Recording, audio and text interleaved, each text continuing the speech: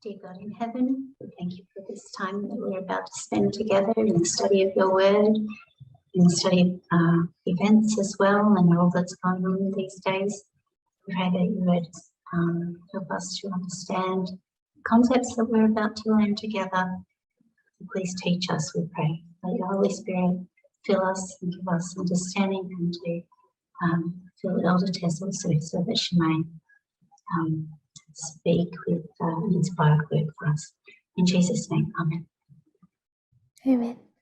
So the last 2 times we've met, it's been a little bit of a challenge. We really needed to get over that kind of hump of breaking down libertarianism as a political concept, and that didn't enable a lot of discussion, just so we could kind of railroad that through, where we were all on the same page on what libertarianism is in theory, and hopefully what we can also see how it is in practice, because the two don't, one looks much nicer than, or the theory looks much nicer than the reality. So we have spent quite a bit of time in the last couple of classes doing that. The last class I think was fairly heavy, maybe the last 2. Just to remind, we're only doing this because you asked a question, Brendan. You asked, how do we sift the left wing? And with that, then we started to ask, why are we left wing in the first place? I should have had this. You, Rachel, put us over here as a movement from 1989 to 2018. No one has argued with that. So why did we change in 2018? And we know that 2018 is the midnight cry, that we walk in the light of the midnight cry all the way to the second advent. And we also know that when people leave this movement, the light behind them goes out. And we know that light is, prophetically speaking, using line upon line, that light is the light of the midnight cry.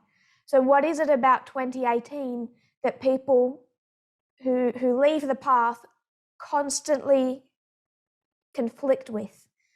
And we said in the last 2 classes, every single fight that this movement has really had since 2018 has centered on 2 streams of information, has centered on left wing versus right wing. So when people come into conflict, and we've had these shakings and these disagreements, it still comes down to 2018. And when they leave the movement, when the light behind them goes out, what does that mean to how they would now view the midnight cry? Not necessarily me or some prophetic message, but the core, some external prophetic concept like saying that Russia is the king of the South.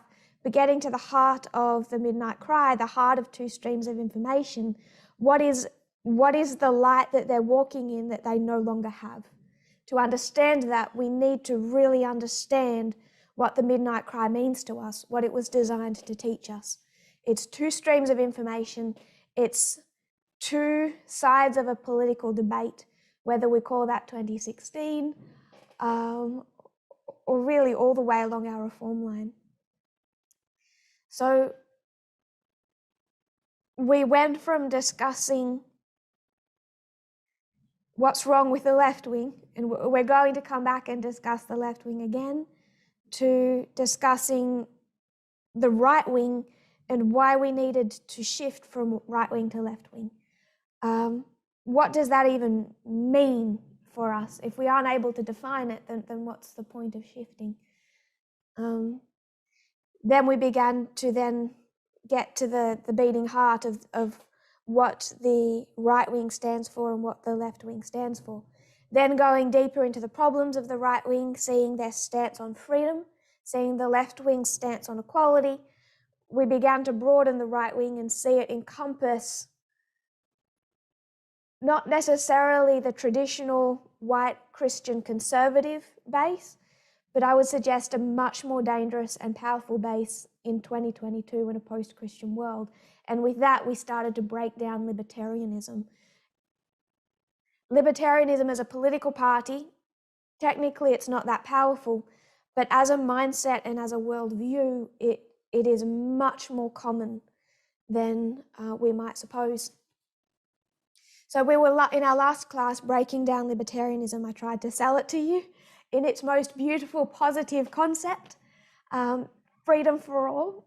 I did collect a couple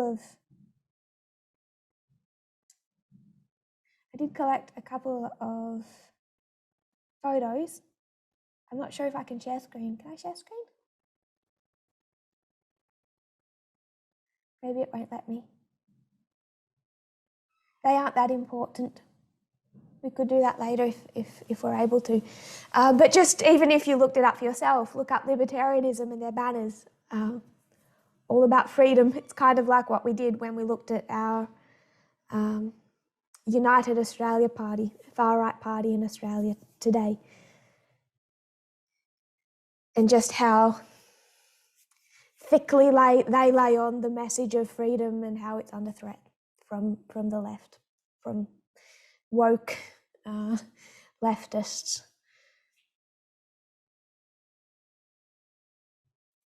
So after selling it all to you, then I tried to then kind of pop that bubble.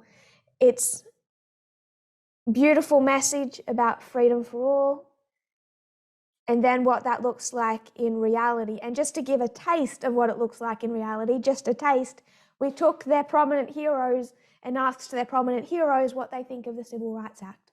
And if they can't get the Civil Rights Act of 1964 correctly, then you could only imagine what they do with gender politics today, with anything today that seems to trample on individual freedom, especially freedom to discriminate. So we built up a beautiful bubble, and then we tried to pop it. So since then, we've obviously had the camp meeting, but there was also the 2 articles that I shared and asked you all to read so you could give your thoughts on. Just the first article. Does anyone have any thoughts they want to share on the first article?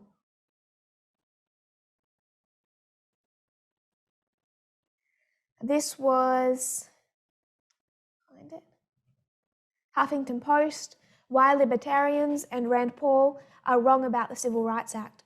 So they go into some detail here and they pick apart the libertarian issue with the Civil Rights Act and show just how problematic it is. I don't think Rand Paul really wanted to explicitly state how deep his opposition to the Civil Rights Act would go.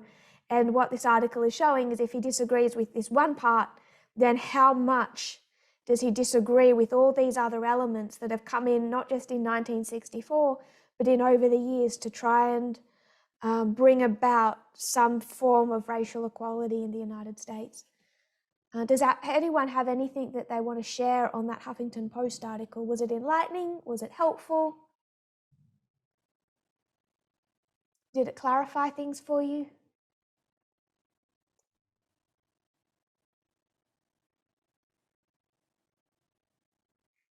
If people are shy today, I'll just start calling. Greg? The article was so normal. Sorry, Greg, Yeah, 1 second. Yeah.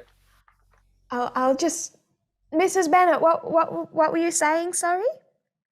Just how normal it was in today's society. What's normal? What's normal? Just the response, the responses that came from the guy and how she valued what the guy said, Max. Oh, you're going to the Vox article. Yes. The Well, normality of it. Yeah, just the normality of it all. And it was shocking. That is such an important point. I might address the Huffington Post article at the moment, but then if we come back to Vox, I'll ask you again to enlarge on that thought, because I think it's important. That is one of the key reasons I wanted people to read what is a long article and really just this person talking about his beliefs. But as we read it, we see the normality that's given to these quite bigoted views. Greg, you were going to comment on the Huffington Post article. Yeah, I thought libertarian articles helped me understand libertarianism so much. I don't like, but it brought to mind the contradiction between what they believe. Certain things are despicable. Can I stop you for a second? You're cutting out a lot, so I'm picking up the bits that are broken, and I'm going to repeat that back.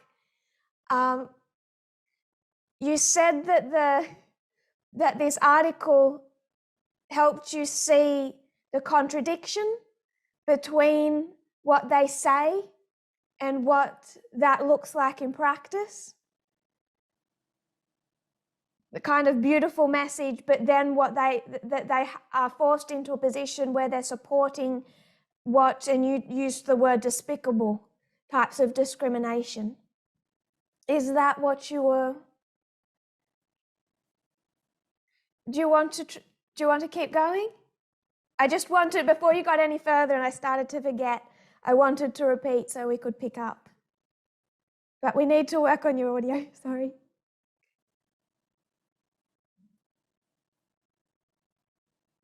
You're muted. Just changed, and so hopefully you can hear me clearer. But better. What you just said is correct, yes, is just what I was thinking. I found a lot of contradiction between what they say is despicable and what they really hate, yet they seem to be the proponents of what they hate.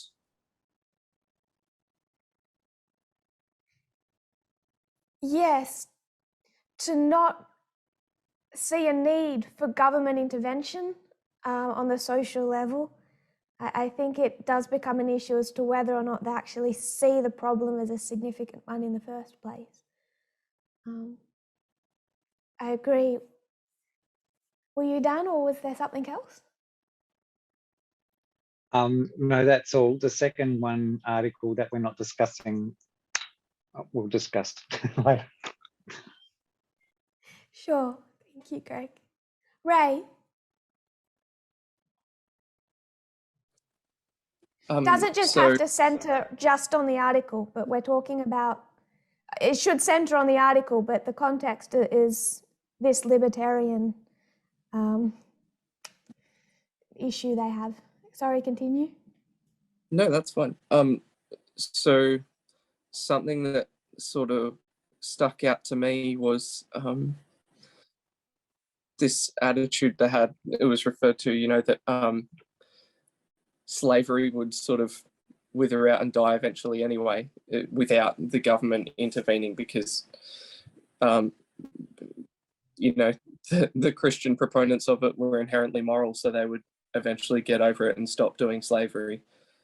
And I just think that tolerance betrays the hypocrisy of the whole thing. How long are you prepared to tolerate something that you say you think is evil but will eventually look after itself? To me, that's not good enough.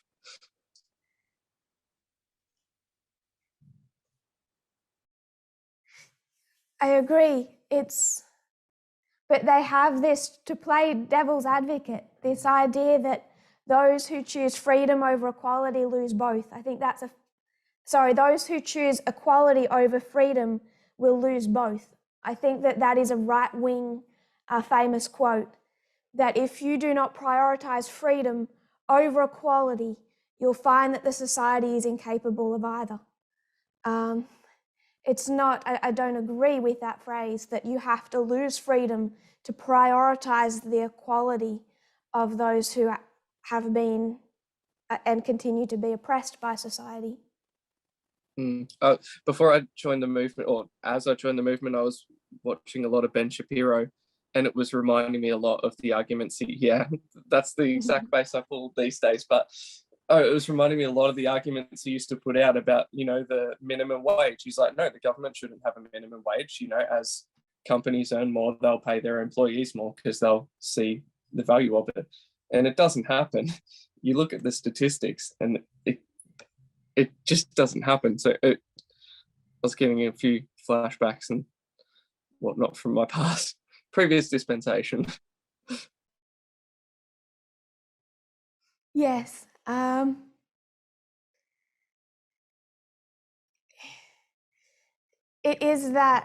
It's very much that idea that freedom will solve society's problems.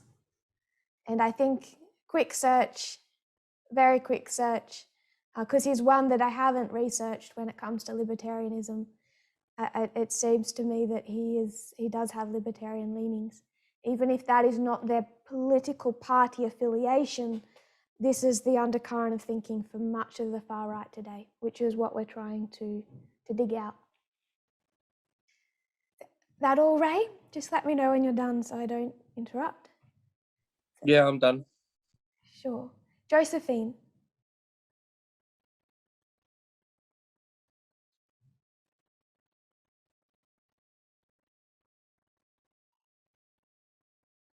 Josephine?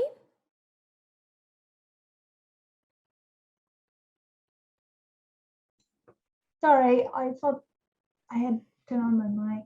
Was it Rachel Maddow that interviewed Rand Paul? Is that the article you're talking about, or?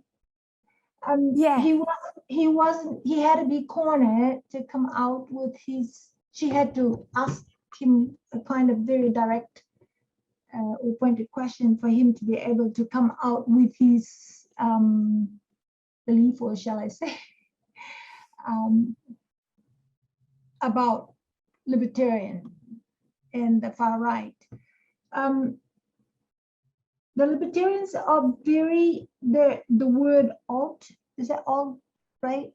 Very, very extreme in their belief, which means that they could be quite dangerous when they get into power. Is that because of the way they believe, because of the ideology? Am I asking a question, or am I just a proper question, or am I just making it up in my mind?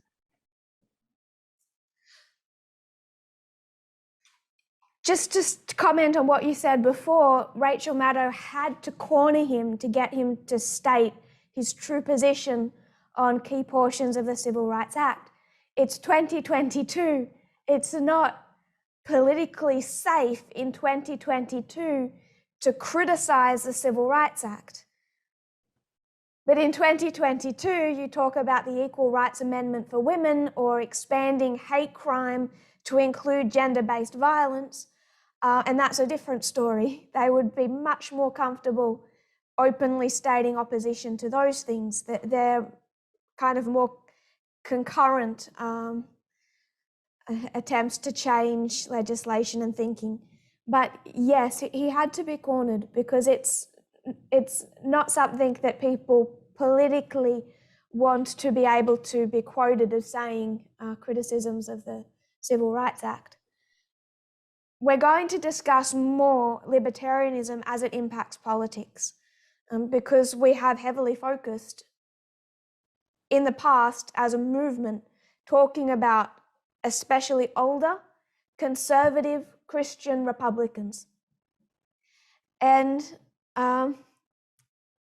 if you look at even the far right today, if you look at the most outrageous members of the Republican Party today, many of them are not the Mitt Romneys. They're not even that older generation.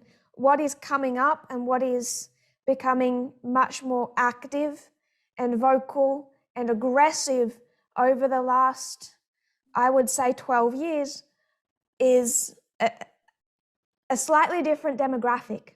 We are in a post-Christian world, and while we continue to target evangelicals and evangelical influence over Trump and the Republican Party, if we only see that, we forget that we are talking to a bubble and that it is a post-Christian world. Therefore, it's a post-Christian United States. So we're going to continue to talk more about that influence on politics and how dangerous libertarianism becomes once it channels people through into the far right. But what I want us to understand really clearly is if you go to their website, if you hear them state their party platform, it is beautiful. They can sell it like nothing else. I'll disagree with what you say, but I'll defend to the death your right to say it. He who chooses equality over freedom loses both. They have phrases, they have arguments that sound beautiful. They have an entire political system that sounds beautiful. Until you start seeing it in practice and start pushing them into a corner on some of these civil rights issues. So I'll say yes, talking about the political danger of it, but a tentative yes, because that's kind of where our discussion is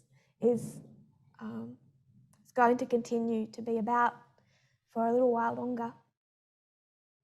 Is that all, Josephine? Yes, thank you very much. I was sort of thinking along those lines, but you just clarified it and made it so much clearer. Sure. I really want to make sure in this class that everyone has an opportunity to voice their thoughts, to even just if you're repeating back things that we've already said in your own words, so it becomes clearer for you if you want to do that. So it's hopefully a more interactive class. To quote back from something we quoted in the last class from Current Affairs, why libertarians oppose civil rights, and they explain it that from a legal perspective, discrimination should be permitted in any society that honours freedom of association. So a libertarian will support an individual right to discriminate based on race or gender or whether or not someone is homosexual.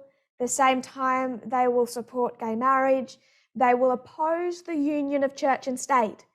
Do we get how important that is for us to see? A libertarian will oppose the union of church and state.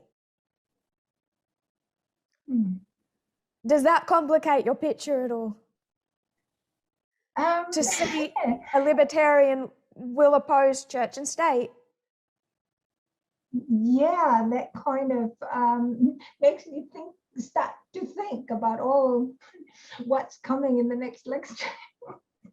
We're in a post-church world, aren't we? Yeah.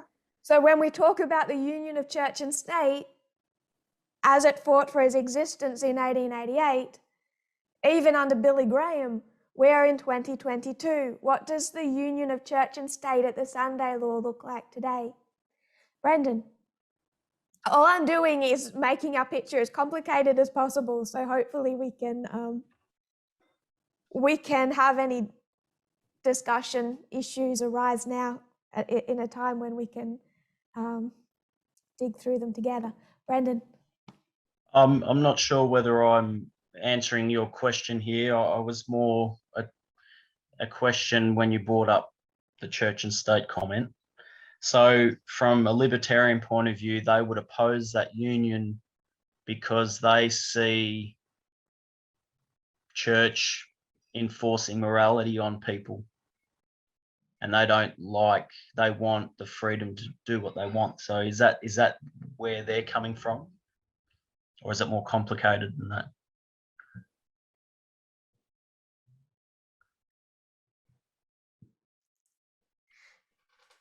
Libertarianism, like their economic policies, gets muddy once you start seeing it in practice. So what does a libertarian do when a trans woman wants to play a female sport, wants to compete along with women?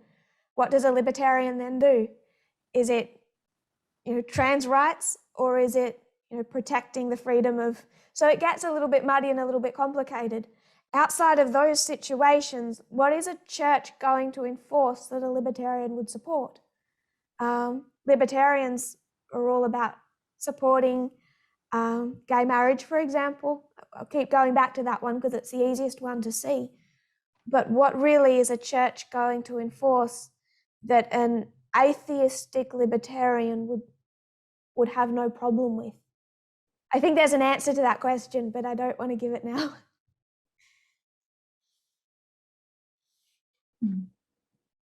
Ray. Oh, when you said that, I think my question's kind of similar to Brendan's. When you said that they oppose church and state, I was like, does that make the whole moral majority thing really messy?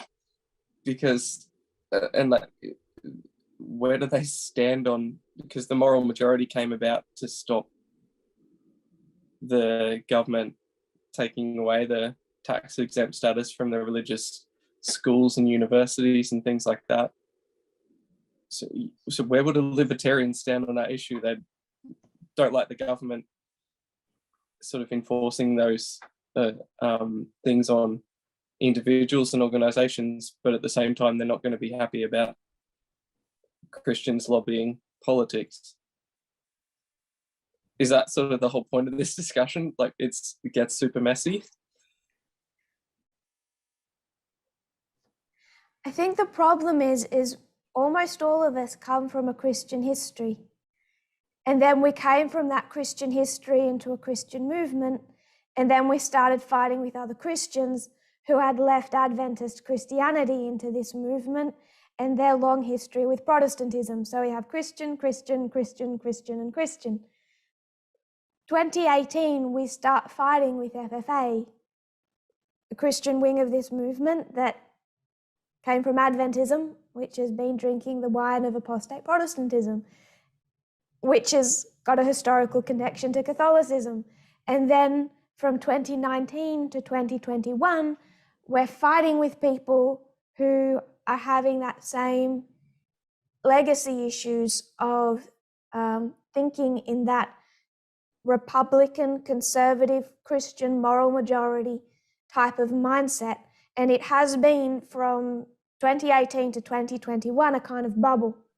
And what I'm saying is if we step back and actually look at the left wing and the right wing, let's pop our bubble for a moment and stop speaking as Christians, considering that we're going to Adventism to other Christians, and actually look at the right wing, because it isn't a Christian world anymore.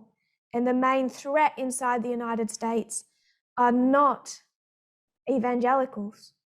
They're a threat, they're there. And Donald Trump knows that he needs their segment of the vote to win. So we're right to point that out. We're right to point out how Donald Trump speaks to today's moral majority, to see how Donald Trump speaks to Jerry Falwell, son of Jerry Falwell Sr. Trump needs that evangelical vote, but he needs more than that evangelical vote, that however big a percentage of his base is. There's something much more prehistoric, much more deep that Trump is appealing to than just evangelicals. So we're popping our bubble for a moment. And we need to have that bubble popped as we approach the Sunday law. First of all, so we can help the world make sense to the Adventists who we're meant to be speaking to, and also so we can prepare to do our work at the Sunday law for many people of the world who don't exist in our Christian bubble. Does that make sense? Wally?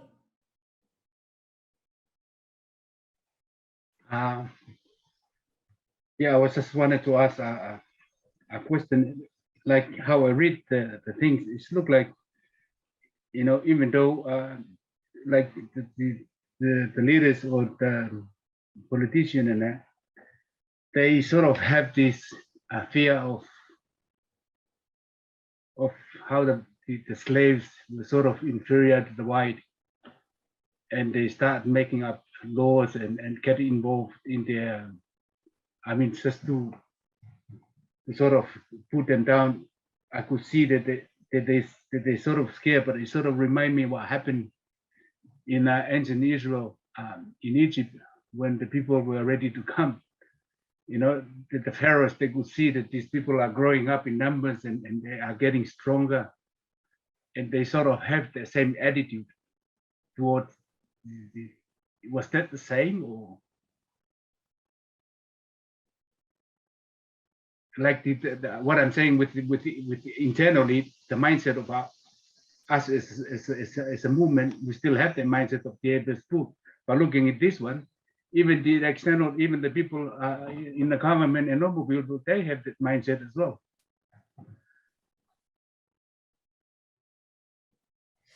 Without answering your question directly, because I think we are going to, as we go through the article and some other articles that I want us to go into, then the feeling of being threatened is very real, because Masterpiece Bake Shop versus Colorado Civil Rights Commission, this man, he just wants to be able to run his own business how he believes is right, which means you don't sell cakes to a gay couple. And this side, Civil Rights Commission, and I've underlined civil rights so we connect it to the civil rights movement and we know what civil rights is about.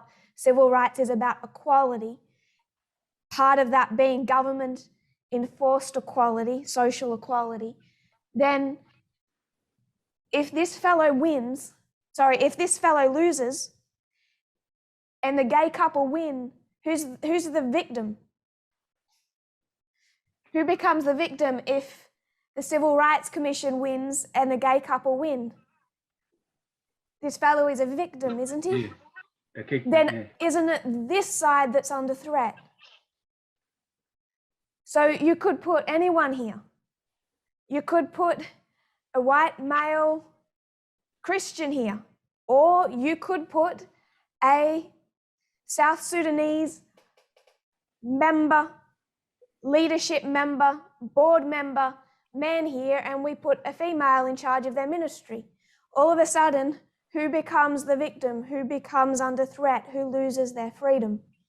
It becomes a story about perpetrators and victims, and it muddies the water, because if you believe that freedom is so precious, even freedom to discriminate, and you believe that if freedom is so much under threat and this person here loses, it's going to bring about a feeling of victimhood, but also a feeling that you are under threat, that your rights and your freedoms are under threat. So it's not logical and it's not reasonable, but it is there, and we'll get more into that when we go into our second article. Sorry, Molly, did you say something? I said, wasn't the 14th Amendment was written to sort that out, just to solve that problem? Yes, but I'll defer to Elder Parminder for thoughts on the 14th Amendment. He's much more knowledgeable on that one than me. I might go to Marie, and then we're going to move on to our second article. Marie? Oh, you asked the question, who was Trump appealing to? So I just was thinking, well, and you said it was much more than just the right wing, the Republicans. It was much more than Republicans. So I was thinking atheist, and maybe fundamentalist. That was all I was going to say. We're going to say more about atheism in a moment. It does become important. Before we head into our second article, there was a part in this article that is quite insightful. It helps unlock some of the puzzles that we've been building. But it becomes really important in this to understand the significance of this faction of the right wing, to understand how Reddit operates as a platform, So some of you on the local fellowship heard Rachel speak about Gamergate. And when she spoke about Gamergate, she asked the question, how many of us know what Twitter is and knows how Twitter works? And quite a few of us didn't know what Twitter even was, let alone how it operated. So before we go into this article, Rachel is going to explain for us what Reddit is and how Reddit operates. And as we go through, you'll see why it's important for us to know that. So I'm going to go quiet for a little while and we're going to change screen and Rachel is going to come on. Are you there, Rachel? Are you ready? You look ready Can to you me. hear me? Can everyone hear me okay? Could you say something again? You can hear me okay? Can you hear her okay? Oh, it's okay. Thank you. All right. So I'll Hi, mute and I'll let you go. all right. Thanks, Elvis. So I'm going to talk to you about Reddit in a very, very simple way. So it's the best way that reading a lot of information, I guess, easy to just break it down. So basically, as we know, social media, there's a lot of social media platforms out there, from Facebook to Twitter to Instagram, and Reddit's another online platform. And people basically use the same way to share information, to gather information, but there are some differences. So to put in the most simple terms, Reddit is a giant forum. And then in that giant forum, we have these smaller forums. And so the giant forum we call as a website, it's called Reddit. And the little ones we're going to call a subreddit. Sorry about that. And we're going to come back to the subreddit. So if we just did a little compare and contrast of a social media, maybe we'll look at Facebook and we'll look at Reddit. So Facebook, the way Facebook's set up, it really is about the individual, about using their personal information, like birthdays and relationship statuses and your age. It's very, they use a website to grow relationships with other people. And there's a difference between Facebook and Reddit. So Facebook is sharing information. It's about people you know, so people that you know, sharing things about you really don't care about. But Reddit's different. Reddit's about sharing things that you really care about to people that you don't know. So that's the difference between Facebook. So Reddit values this contribution to the community over the individual. So what it does, it creates, so these subreddits, another word for these subreddits are communities. So if you think of the Reddit values the contributions to the community over the individuals. That's the way I can sort of remember it. So the idea is to create value as part of this community that exists in these subreddits, and then to grow that community. So in other words, Reddit isn't about you, it's about the collective. So let's have a look at the subreddit. I'm going to zoom in and have a bit more of a look at the subreddit. Can you see the board okay? Yes. Yes, it's good. We're going to zoom out. All right. So if we think of these subreddits, and by the way, subreddit means is a way of saying I read it. That's what Reddit means. So we have these subreddits, or we can call them communities.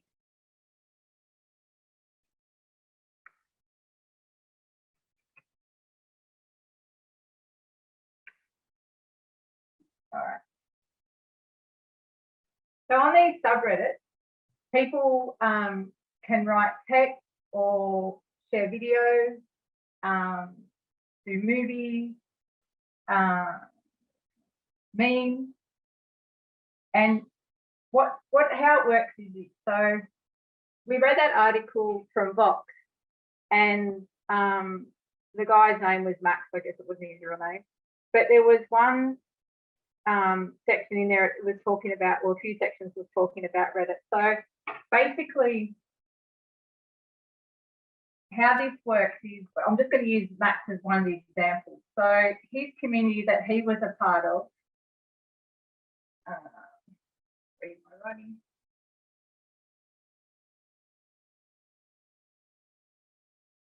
I don't know if you saw this in the article, but you might go back and have a look. So they don't use their name, but they can have a user's name. So we'll just call him Max for now. So on this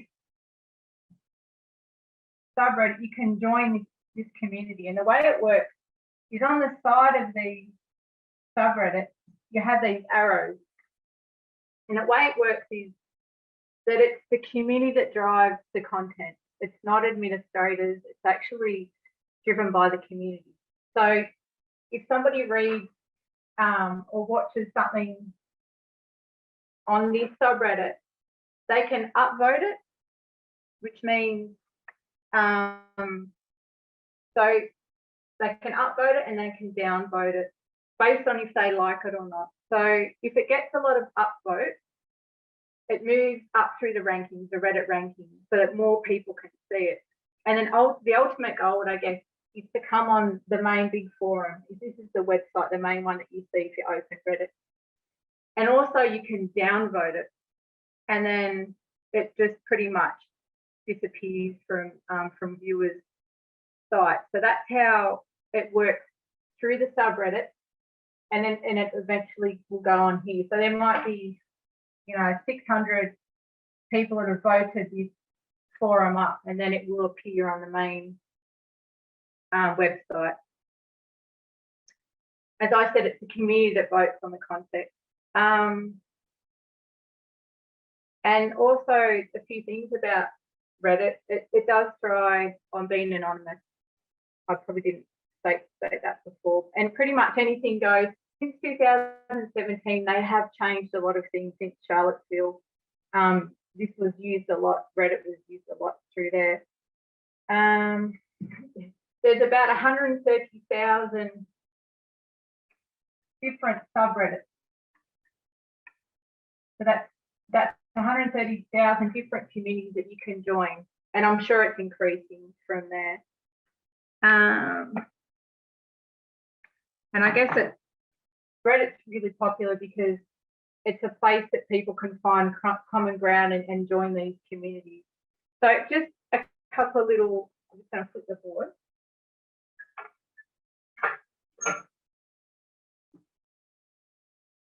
In 2001, it's really hard to do, to get, not a survey, what I call it, when you're trying to draw information, yeah, statistics, thank you. Because it's anonymous, their age, who they are, it's quite hard. So they do surveys and then they can draw the information that way. But there's one done in 2001. We're just going to have a look at some of the stats from there. So Reddit was created in 2005. So in 2001, the survey was conducted. That's the way they gathered the information. And Reddit was ranked, in the whole world, it was ranked 19th most visited website. In the US, it was the 7th most visited website in the world. They have also a mobile app that you can use on your phone, and that's actually that was one of the most popular apps in the US. So I'm not too sure much about that, what it looks like on a phone, but basically a lot of people use the app more than on their laptop. And overall, so Reddit users per month, there is, so per month, active users, so I get all my zeros, is 430 million active per month. And what we want to have a look at is who's using, who uses Reddit. So 36% of the users aged between 18 and 29. And I'm going to have a look at, maybe we'll do the math. Thanks to Chris. So if we have a look at this per month, you can correct me if my math is wrong. So per month, 154,800,000. So how say that? Users are between the ages of 18 and 29. And then another thing we want to have a look at really quickly is 63.2% identify as being male.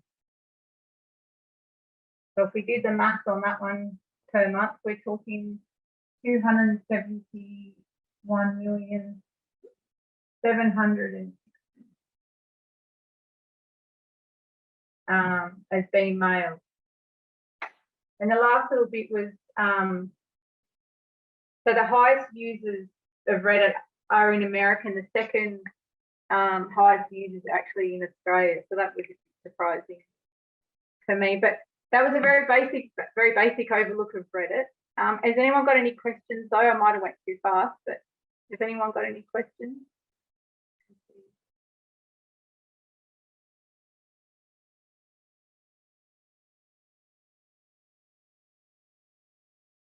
Oh. Raymond, you've got your hand up? Yeah, so I don't know if you found this in your research at all, but when you said that like users can vote on content, like either good or bad, I don't know if it was commented on at all in what you looked at, but does that encourage more extreme content because people want, obviously, the community to either like or dislike their stuff and be visible? Yeah, it does get a bit complicated how the up and the down vote does work. It can actually go on the date that it's actually presented as well. That has effect. If it's more than 3 days old, it can actually go down the rankings really quite quickly as well. So I did mention just quickly, like Charlottesville, you know, that the community that was joined to that, because what they can do is they can link it. It's kind of a little bit like Twitter with a hashtag. You can link all these as well. Like if you're looking for a certain thing, you can actually find it from from Google as well. So it's quite I'm not sure if I answered your question, sorry. No, that's okay. Ask me again, sorry. Trying to remember your question. The question was, Yes. does that voting system encourage people to post more extreme things to get more votes and more visibility? And I guess it depends. If that's what the community is about, then that's how it's driven by that community. So I would yeah, if that's what they like, then it's going to get upvoted. The more numbers it gets, then it will file through, and then it'll get, so then it's more viewers. The idea is to get more people joining and more viewers. So is that answer you? Yeah, thank you. Was it great?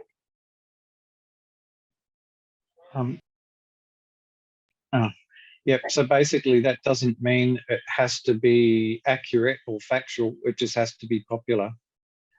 Yes, yeah, and there is actually on the main Reddit page, you do have links like what's hot, what's popular as well. So it's very very changing sort of platform.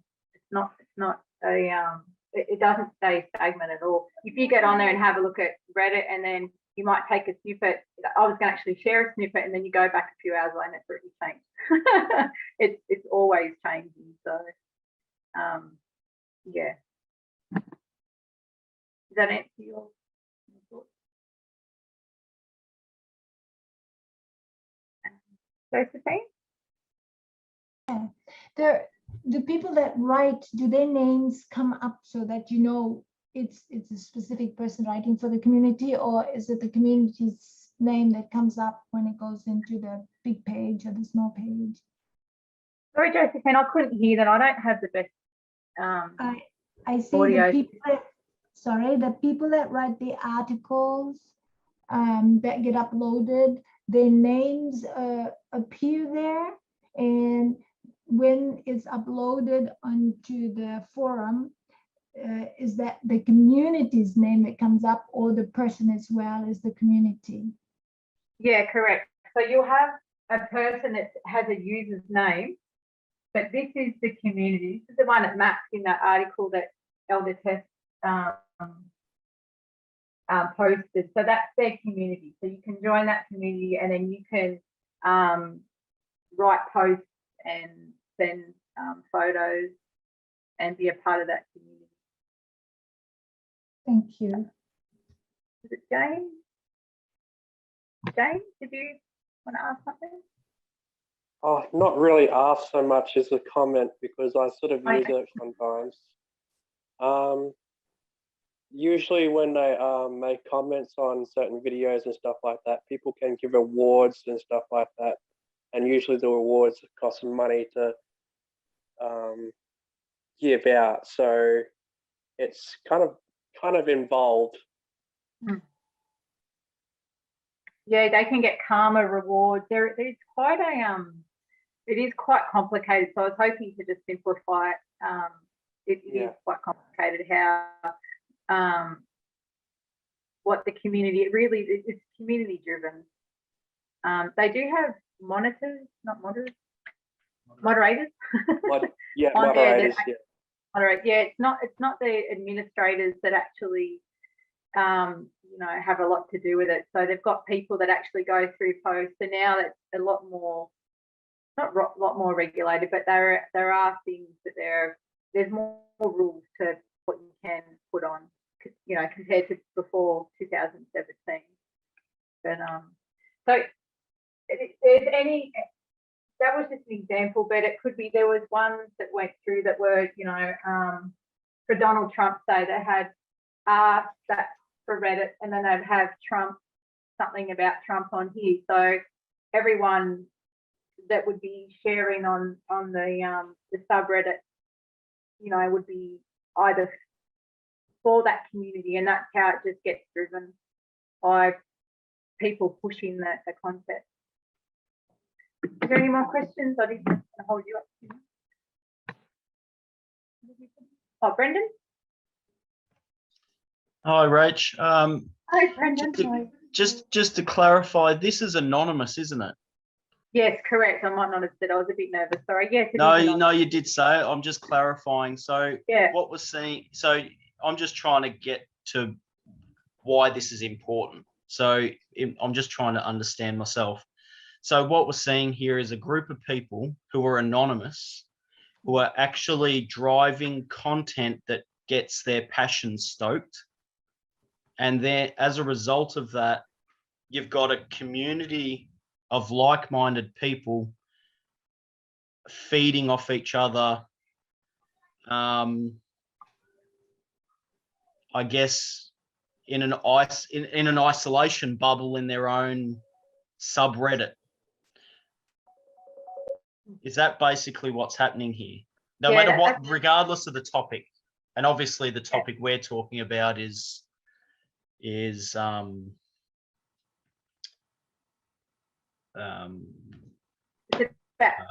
feminist. Sexism. Yeah, absolutely. Yeah, no, you're right, Brendan. So it's getting to the, I guess these people, because they're anonymous, their inhibitions are dropped because they're anonymous, and they're just speaking from their soul, and they're going, yep, and it's getting to the beating heart of what that community's after in that little subreddit. Is that basically what's happening? Yeah, and there are people on there that actually,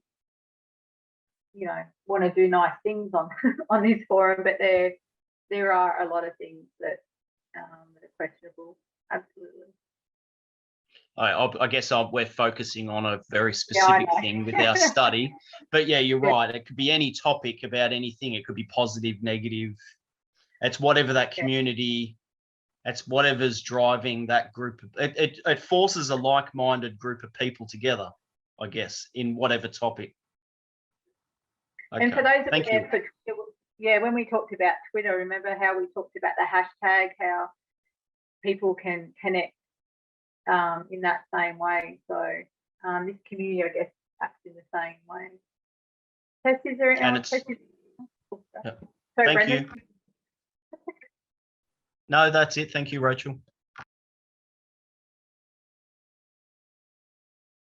That was my brief summary. Any more questions before?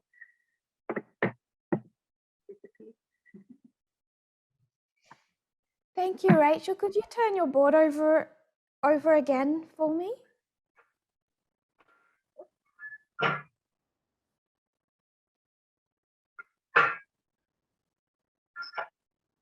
You correcting my math? Not at all. I trust your maths implicitly. I just wanted to emphasize those numbers a little bit more. Thank you for explaining that to us. There's no use for us to discuss data taken from Reddit if we don't understand what Reddit is, where that data comes from. And what you have is the 7th most visited website in the United States. I'll just list the top 8: Google, YouTube, Facebook, Amazon, Yahoo, Wikipedia, Reddit, and the 8th is Pornhub. But that shows how commonly used this platform is, and perhaps many of us have never heard of it, have never been on it. So it sounds, when we say, such a percentage of people on Reddit, of such groups on Reddit believe or say the following, it doesn't really hold much significance for us if we think Reddit is some 2-bit forum with 15 people on it that no one's ever heard of. So you've explained to us how it works, and you've explained to us how prolifically it's used, and also 63.2% is a sizable majority of those users. Almost 2/3 of users are male. Thank you, Rachel. Would you mind taking a couple of photos, one of each side of your board, and we'll put it up on our forum? Okay. I'll come back to you if people have more questions on that. So we wanted to explain Reddit before we went into our second Vox article. Now, Reddit, like Facebook, like Twitter, it's just a platform. It's just a mechanical system of nuts and bolts and gears. A mechanical platform where living individual people are able to come together and express their views like we are today. Now, if I was to join Reddit, I'm not.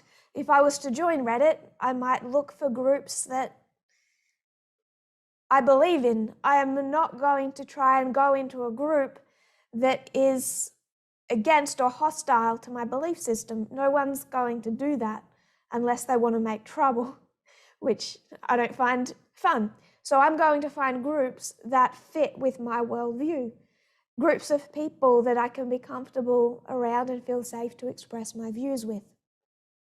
What Reddit has been a platform for, especially, are men's rights forums. So when, again, heavily male user base, when men get together on forums to support and promote men's rights, obviously with the idea that men's rights or men's freedoms are under threat by the left wing, they particularly head to Reddit to form those men's rights communities. When we spoke about the Vox article, and we shared that article and you read it, has anyone picked up why we are explaining Reddit in the context of that article? There was a couple of key paragraphs in that article I wanted us to to zoom in on. Greg? In the article, it was explaining about how they were going to forums such as Reddit, and they were speaking with people who were like-minded. And obviously in the article, it also showed that there were a few women who tried to put their opinions in, but I'm assuming now, seeing those stats, because it's 63% male and young males probably, that the women were made to feel really bad or kicked out of the forum, or yeah.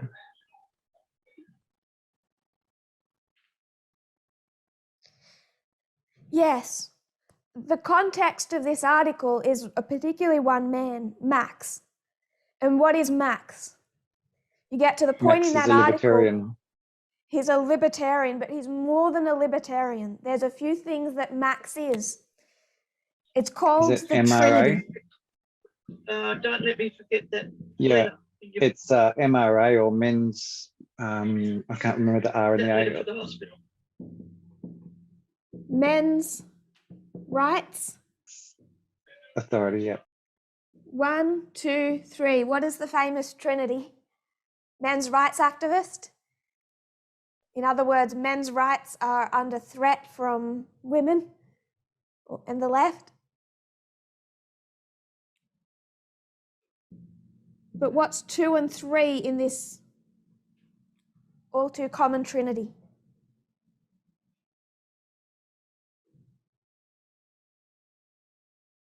Brendan? Libertarian and atheist. Libertarian and atheist.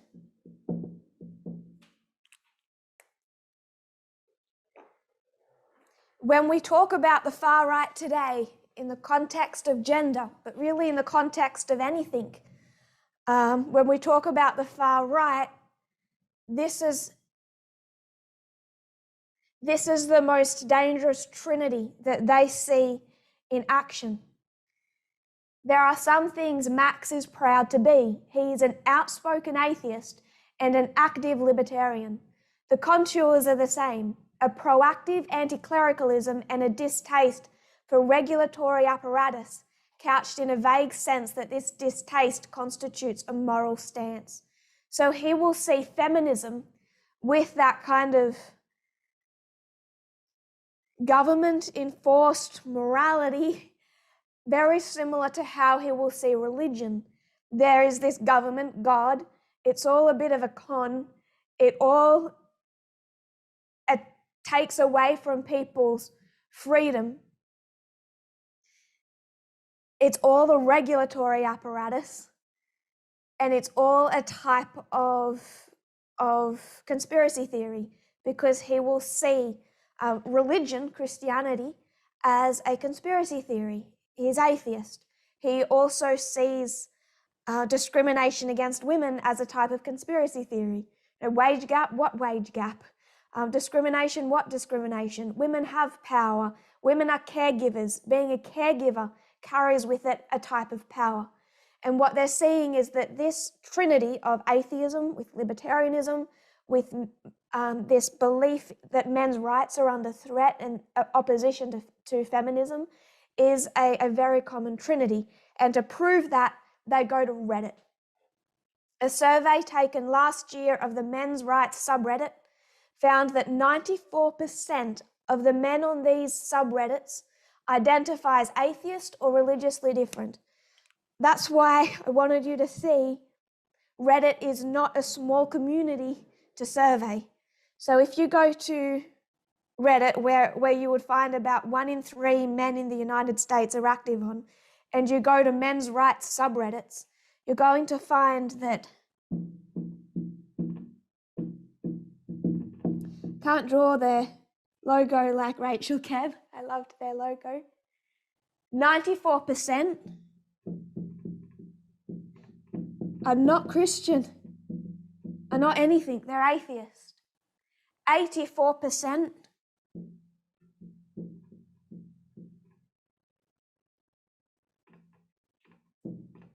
are strongly conservative. But when they're strongly conservative, they do not lean Republican because they're atheist. They're not looking for a church and state. They're leaning libertarian, with the leaning towards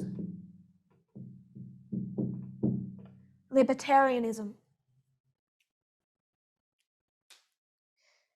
94% of their membership identifies atheist or religiously indifferent. 84% identifies strongly conservative with particular policy preferences along a libertarian, not a traditional bent. So they're not after traditional values in the religious kind of sense.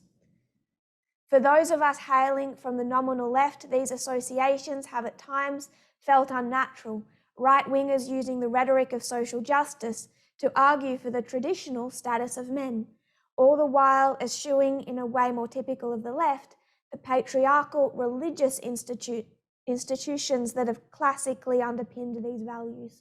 When Max speaks about one ideology, men's rights, he can hardly help bringing in the others, libertarianism and atheism. For him, they are all related, distinct expressions of the same worldview. And then it goes into his concept of religion. He calls religion one of the biggest threats to society. He says that feminism, statism, all of that, while not being explicitly about God, is the same kind of religious impulse. He calls it all, feminism, like religion, a type of big lie, a type of indoctrination that we receive through life. So that's why we wanted to understand Reddit. We have to see the significance of these online forums, that this is not a small, obscure part of the internet. This is a fair reflection of the right wing in the United States when you go onto these subreddit forums. So sure, that traditional values, conservative with a traditional bent, evangelical church-state union portion of the right wing supported Donald Trump, continues to, is a threat today. That's kind of an older generation. And what we're seeing is the younger generation. Because when you go into this kind of portion of the far right, you're also dealing with a younger audience. So I want to give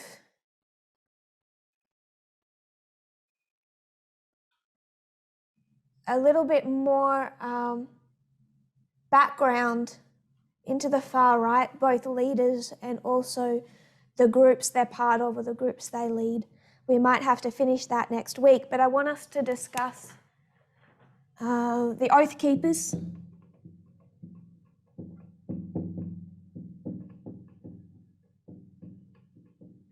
Of course, the Proud Boys, we've already started discussing the Proud Boys. I'll use their logo, the 3%ers. And I have to make sure I spell that right. It's less of a really well-formed group than the above three, but there is the Boogaloo movement.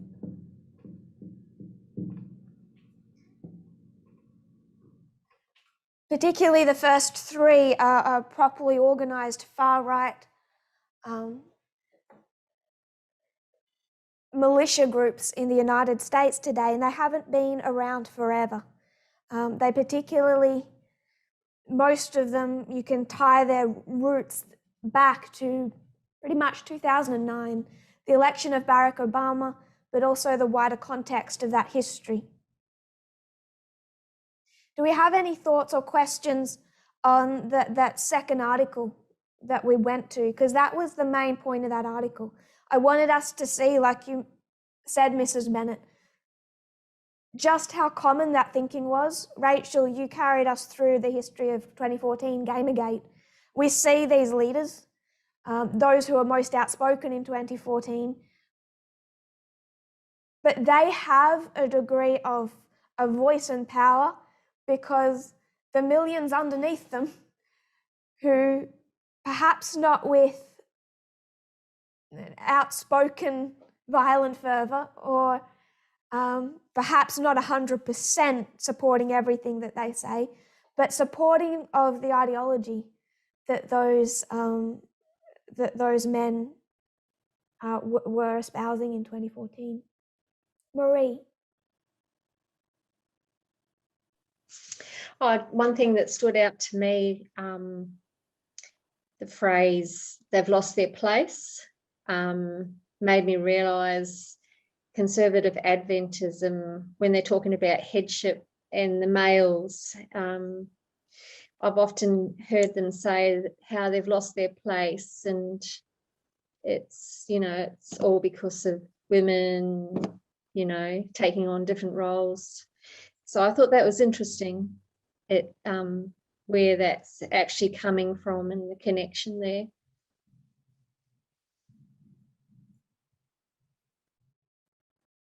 Yes, they have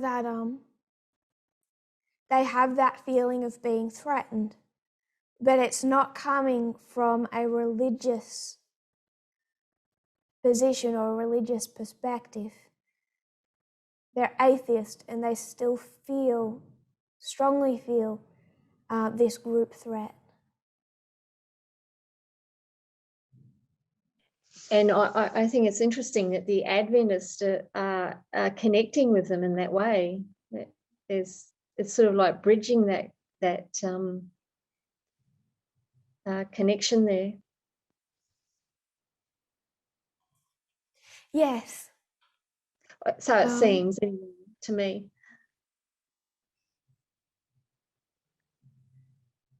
Yes. It's all connected to the same idea. We're discussing the right wing, which stands for freedom.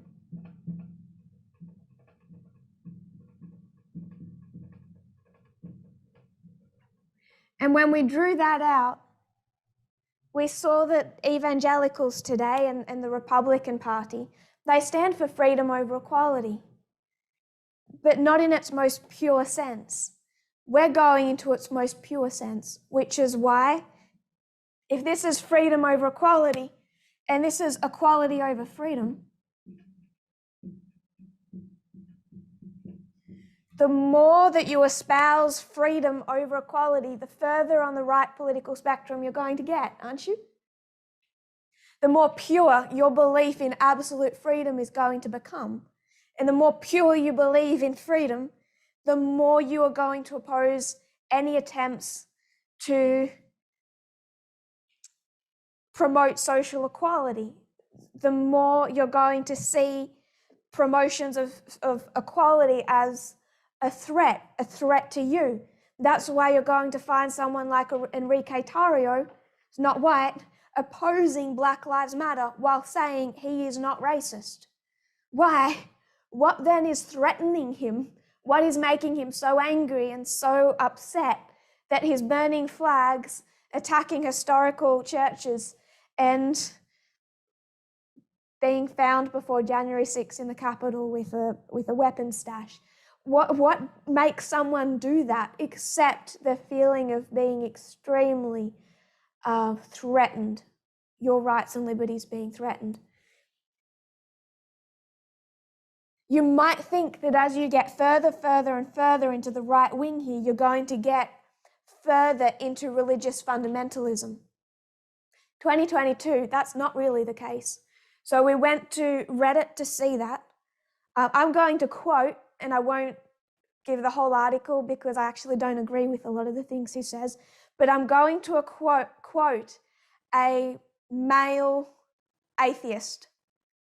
He says, quoting a male atheist here, by neglecting to address its darker currents, online atheism has perhaps unknowingly planted the seeds for the alt-right's harvest.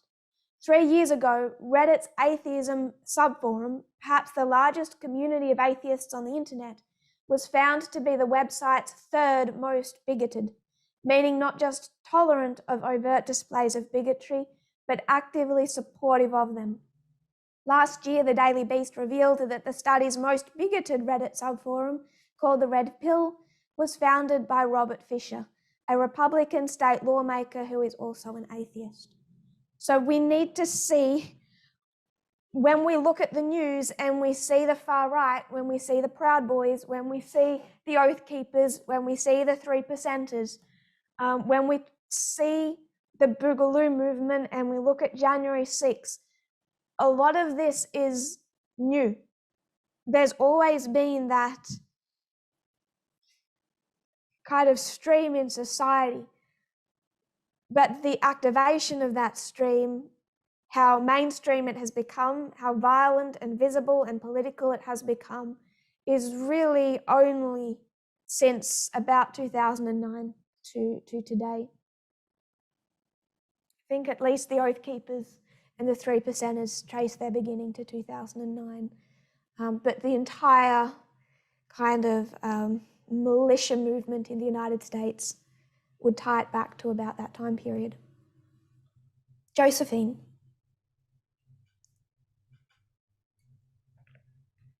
Yeah,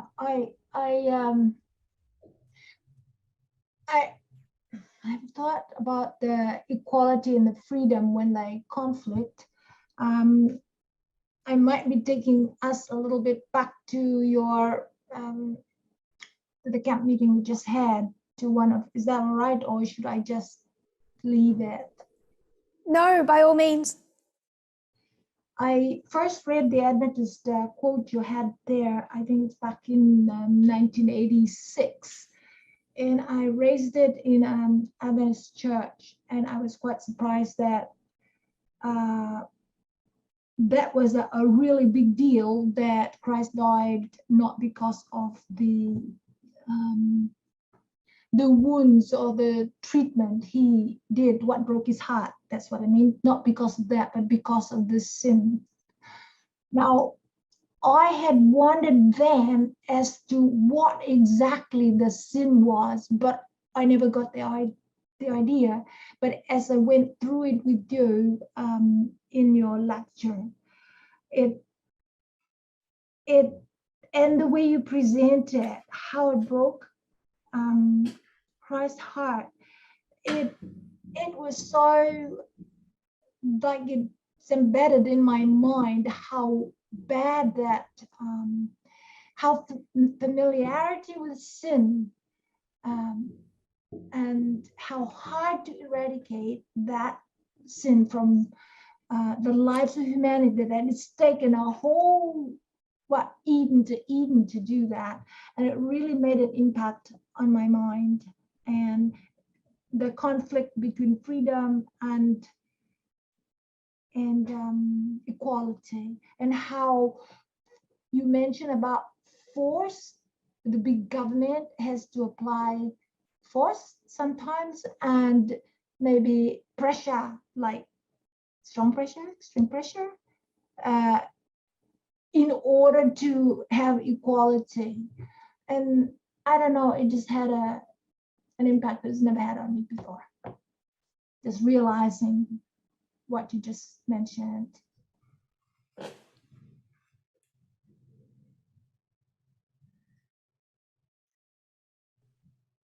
Were you done? Yes, thank you.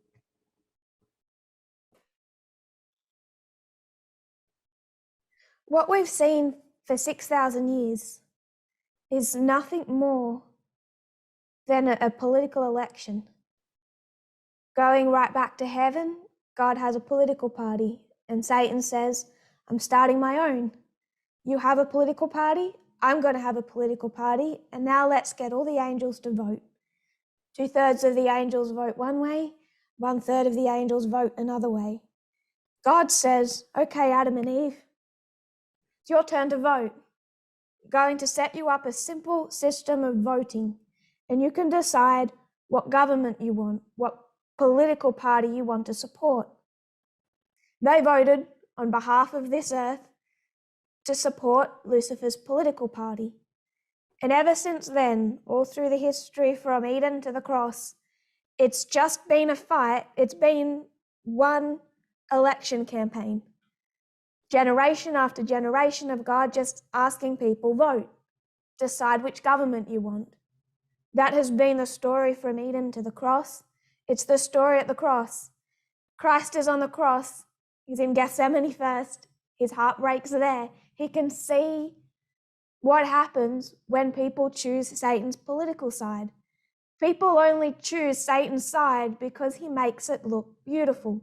He makes it look fair, logical, reasonable, beautiful. It's the reasonable right, isn't it? It's the red pill.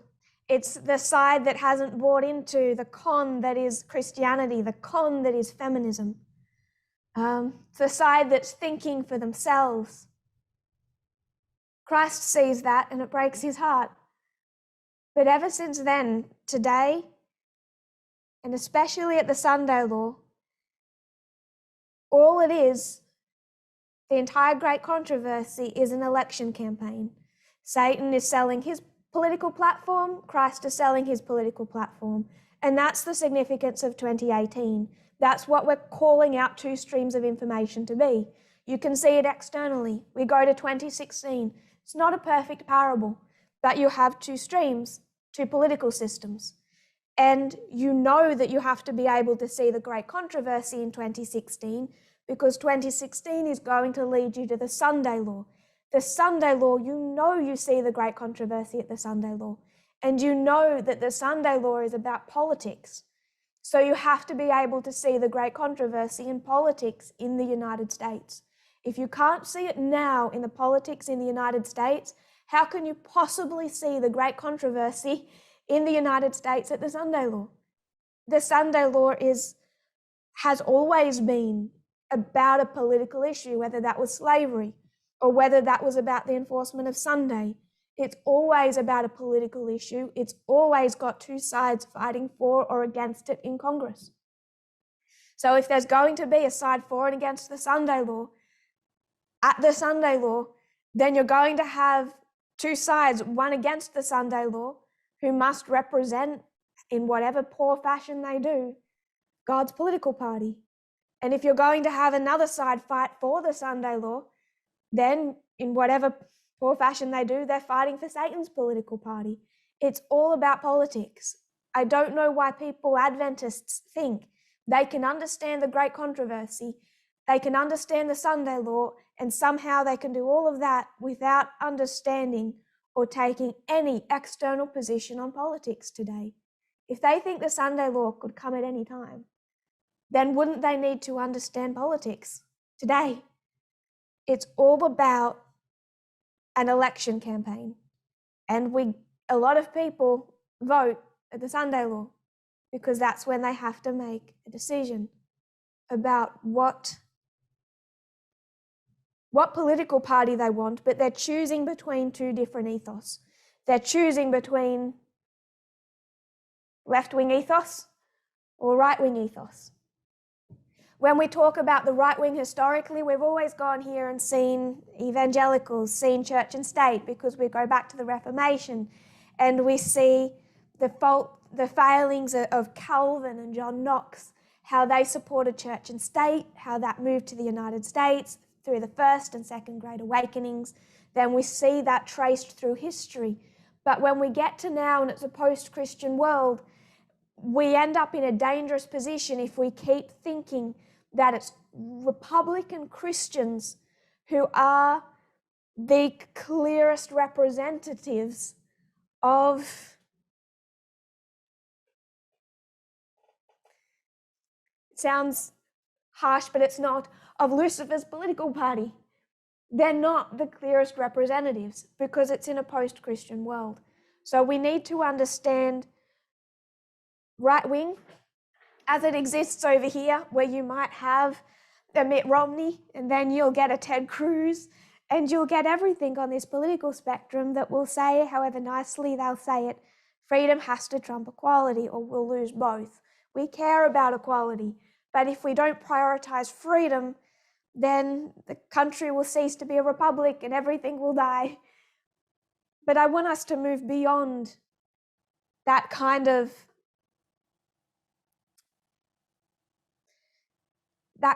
right wing that gets mocked when you go online and you see videos of Republican senators, you know, asking Mark Zuckerberg, so you like Twitter? My grandkids are on Twitter. And it all gets mocked.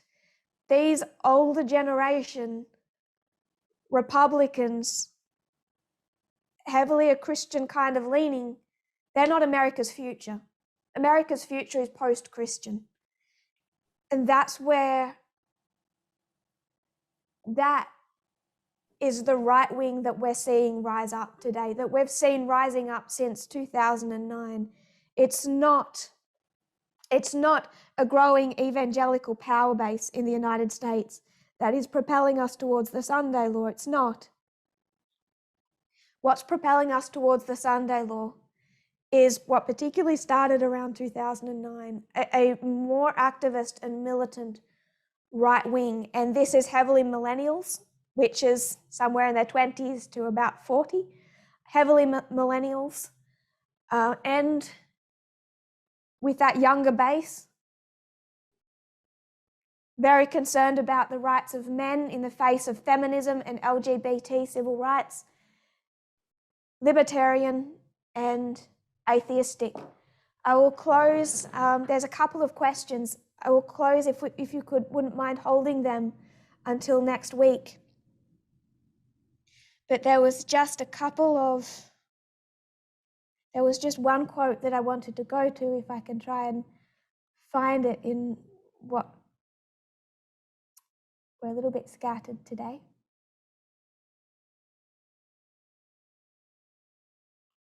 I just want to go to one of these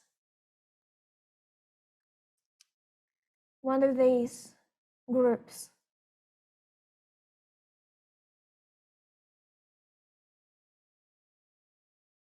The 3%ers. Mark Pitcairn is an expert on militias at the Anti-Defamation League. And he said, when you look at these militias, they are basically three things: libertarians, plus guns, plus conspiracy theories. It's not republicanism. It's not Christianity. You arm libertarians and then you give them conspiracy theories, and that's where you get the far right today. That's where you get Unite the Right rallies. So we'll come back to this breakdown and analysis of the right wing next week. If you kneel with me, we'll close in prayer. Dear Lord,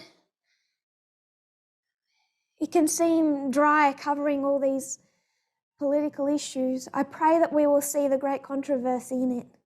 May we see our history as this election campaign where you're pleading with us to choose your government, your political platform over Satan's government, over his political platform. May we choose yours.